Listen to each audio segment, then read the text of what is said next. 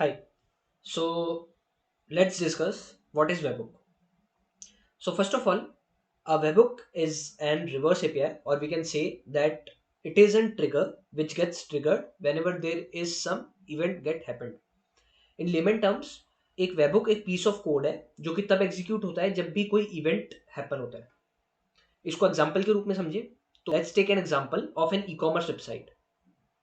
So suppose मैं amazon.com पे हूँ एंड मुझे एक प्रोडक्ट पसंद आया, लेट्स सपोज गिटार. मैंने चूज किया पे विथ यूपीआई एंड Amazon.com ने हमें बता दिया कि आपके पास 10 मिनट है. आप यूपीआई ऐप पे जाओ अपने, और वहां पे आपको एक रिक्वेस्ट आई होगी. आप उस रिक्वेस्ट को अलाउ करो और पेमेंट कर दो, और फिर आप हमारे ऐप पे वापस आओ. ठीक है. तो यहाँ पे दो चीजें हो सकती हैं. पहली चीज ये कि Amazon.com कॉन्स्टेंटली हर एक सेकंड मॉनिटर करे कि वेदर पेमेंट हो गया या नहीं हुआ, दूसरी चीज ये है कि हम लोग यूपीआई को बोल दें कि जब भी आपके पास पेमेंट आ जाए या फिर पेमेंट फेल हो जाए, आप हमें नोटिफाई करो, ताकि हम कस्टमर को फर्दर स्टेप बता पाए. ठीक है. इन दो चीजों में पहली चीज में बहुत ज्यादा ओवरहेड है कि अमेजोन को बार बार रिक्वेस्ट करनी पड़ेंगी बहुत ज्यादा पेमेंट गेटवे को, और इसमें कई ज्यादा अनयूज्ड रिक्वेस्ट होंगी जो कि बिल्कुल यूजफुल नहीं होंगी. ठीक है. जो दूसरा ऑप्शन है उसके अंदर ऐसा बिल्कुल नहीं होगा, और उस ऑप्शन में आपको पेमेंट गेटवे खुद नोटिफाई कर देगा जब भी पेमेंट हो जाएगा. तो there is no need of maintaining the connection for those 10 minutes with that payment gateway. And आपको ये भी जरूरत नहीं है कि आप हर एक मिनट रिक्वेस्ट करो पेमेंट गेटवे को, या फिर हर एक सेकंड रिक्वेस्ट करो पेमेंट गेटवे को. ठीक है. इसलिए वेबबुक्स यूज आते हैं आजकल मोस्ट वाइडली इन पेमेंट्स गेटवे के. पेमेंट गेटवे हमें बता देगा जब भी पेमेंट सक्सेस हो जाएगा या पेमेंट फेल हो जाएगा. ठीक है. और उसी हिसाब से हम कस्टमर को बता पाएंगे. राइट. इसलिए आप Amazon.com पे देखोगे कि आपने पेमेंट किया, उसके बाद आप Amazon.com पे वापस आके 2-3 सेकंड या 4 second maximum, depending on your internet speed and depending on the response Amazon.com gets, उसके बेसिस पे आपको लिखा हुआ आता है कि योर ऑर्डर इज सक्सेसफुल या फिर your payment is received, like this. Let's take another example. Let's suppose एक यूजर है, उसे आईफोन 14 चाहिए और अभी स्टोर में करंटली आईफोन 14 अवेलेबल नहीं है. तो कि यूजर ने क्लिक कर दिया कि notify me whenever the product is available. Okay. Now दो चीज हो सकती है. पहली चीज ये कि Amazon को कोई एम्प्लॉय कॉन्स्टेंटली मॉनिटर करे कि क्या आईफोन 14 आ गया, और जैसे ही आईफोन 14 स्टोर में आ जाए वो उस यूजर को नोटिफाई कर दे कि आईफोन 14 आ चुका है. ये हो गया एक मैनुअल तरीका नोटिफाई करने का यूजर को. दूसरा तरीका ये है कि हम लोगों ने एक वेबबुक अटैच कर दिया, हमारे बैकएंड में एक कोड लिख दिया, छोटा सा स्निपेट लिख दिया कि whenever iPhone 14 is available then please notify that user. या फिर हमने डीबी पे कोई वेबबुक अटैच कर दिया, कोई पीस ऑफ कोड अटैच कर दिया, कोई वैलिडेशन लगा दिया कि जब भी ये प्रोडक्ट अवेलेबल होगा आप इस यूजर को नोटिफाई कर दो. ठीक है.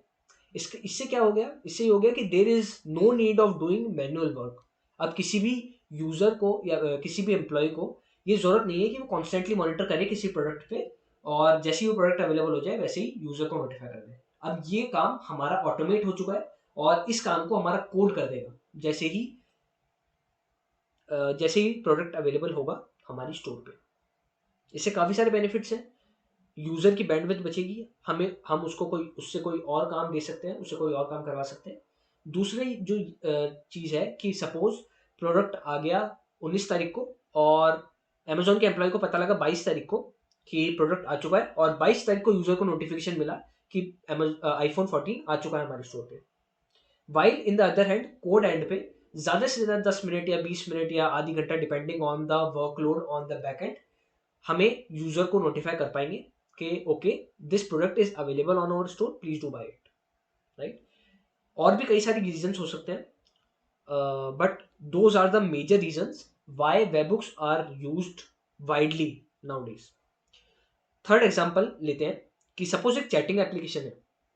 उस चैटिंग एप्लीकेशन में एक यूजर ने मैसेज किया हाय. आपको एक बॉट से बात करनी है, और उस बॉट को आपके मैसेजेस को रीड करके अकॉर्डिंग टू दैट रिस्पॉन्ड करना है. ठीक है. हम लोगों ने यूजर से रिक्वेस्ट ले ली है, यूजर का मैसेज ले लिया है. नाउ हम लोगों ने वो मैसेज ले लिया है, हम उस मैसेज को रीड करेंगे, हम उस मैसेज को बेसिस ऑन दैट मैसेज हम लोग रिस्पॉन्ड बैक करेंगे हमारे यूजर को. और वो कैसे होगा, वो एक कॉल बैक के थ्रू होगा, वो एक इवेंट के थ्रू होगा, वो एक वेबहुक के थ्रू होगा. More precisely. तो हम लोगों ने यूजर से मैसेज ले लिया हाय, लेट सपोज अब हमें रिप्लाई करना है hey how you are doing, ठीक है। हमें अब मिल गया कि हमें ये रिस्पॉन्स करना है। अब हम क्या करेंगे, अब हम एक एपीआई को कॉल करेंगे जहाँ पे वो चैनल बनाया हुआ है, let suppose the channel is on Telegram.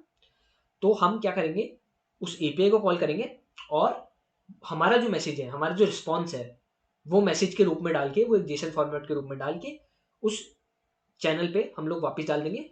तो यूजर को दिख जाएगा कि हे हाउस योर डे टुडे, ठीक है। हम लोग ऐसे ही चाहते हैं कि हर 1-2 सेकंड में यूजर को रिस्पॉन्स मिल जाए यूजिंग कॉल बैक। ये हम इसलिए कर रहे हैं क्योंकि हम नहीं चाहते हैं कि उतने टाइम के लिए हम कनेक्शन मेंटेन करके रखें विथ और बैकएंड। सो यूजर ने हमें रिक्वेस्ट करी, हम नहीं चाहते हैं कि जो भी 2-3 सेकंड कंप्यूटेशन होने में लग रहा है, हम नहीं चाहते हैं कि वो कंप्यूटेशन हो और हम कनेक्शन चालू रखें between the front end and the back and, right. तो हम लोगों ने क्या कर दिया, हम लोगों ने वेब को अटैच कर दिया कि आप रिक्वेस्ट ले लो, फ्रंट बैक एंड में उसको एग्जीक्यूट करो, और जैसे ही आपका रिजल्ट आ जाए आप क्लाइंट को कॉल करो through call back which is called a webhook. Now I show you some examples using code. So this is the example. Here there is Simon which is a user. User बोलता है कि slash start. अब वेबुक bot बोलता है कि हाय I M A वेबुक bot, ठीक है। Simon ने बोला हाउ इज गोइंग, वेबुक बॉट ने बोला pretty good and like this. So what we did कि हम लोगों ने इफ एल्स कंडीशन लगा रखी है।